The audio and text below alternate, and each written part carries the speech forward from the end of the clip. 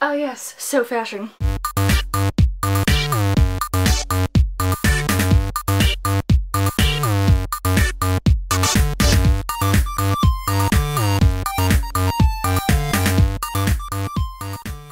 What's crackalackin' my literary geeks? I hope you are all having a lovely Friday so far. I'm wearing a NASA shirt! How freaking cool is that? And it's legit 100% NASA merchandise, so I feel extra awesome today. I don't know if today's Inspiration Friday is gonna hit all the same people that usually these inspiration videos hit, but I figure if I'm inspired by it, some of you may be too. For some of you that don't know, I am in the fashion industry. I model sometimes, and I'm also an intern for a fashion designer. Through these experiences, I have learned an awful lot about fashion, but I'm also constantly surrounded by creativity and inspiration. Especially during Fashion Week, when a bunch of the designers are creating these extreme monstrosities of clothing that are just super cool or super creative, or maybe it's like a mask designer that only creates masks, or maybe it's someone that only creates black ball gowns, or maybe it's someone that uses feathers. No matter the design, there's always something about it that maybe it's because I'm a theater kid at heart, maybe it's because I'm a writer at heart, but whatever it is, I always try and name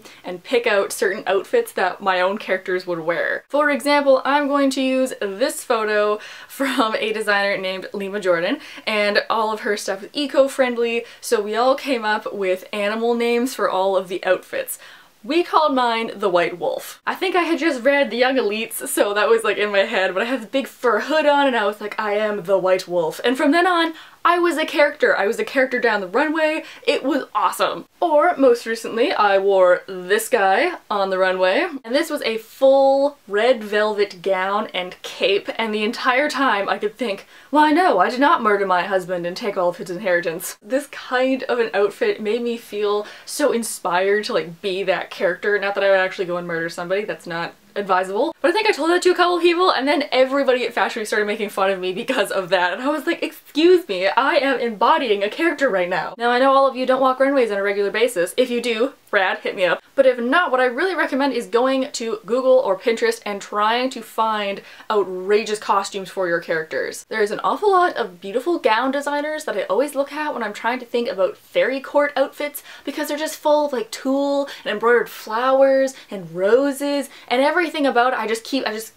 save, just because when I want eventually to make a fairy court scene, I'm going to describe all of these beautiful dresses that I can never afford and or fit into, but my fairy characters can. On the flip side, right now, wearing this purple lip and a NASA shirt, I kind of feel like some kind of quirky person that's supposed to be in a contemporary that's like really into science and like Doctor Who or some jazz. That by itself is a whole character that you could put in your contemporary to be like the latest cute summer read. Whether it's yourself dressing up or looking at other people dress up, know that image and costuming can really play a big role with yourself, like acting out your own character. So I would recommend even just putting your hair up a certain way, the way that you think your character does, and friggin' walking straight down, middle of downtown like you are a warrior fairy princess. Join us at 7:30 Eastern Standard Time here on YouTube on Sunday for our live chat. I can't remember what we're talking about. Sure, it's gonna be great though. See, this is the problem with filming in advance, where I don't actually know what it is, but we planned it, so the end screen will show up with the topic, like usual.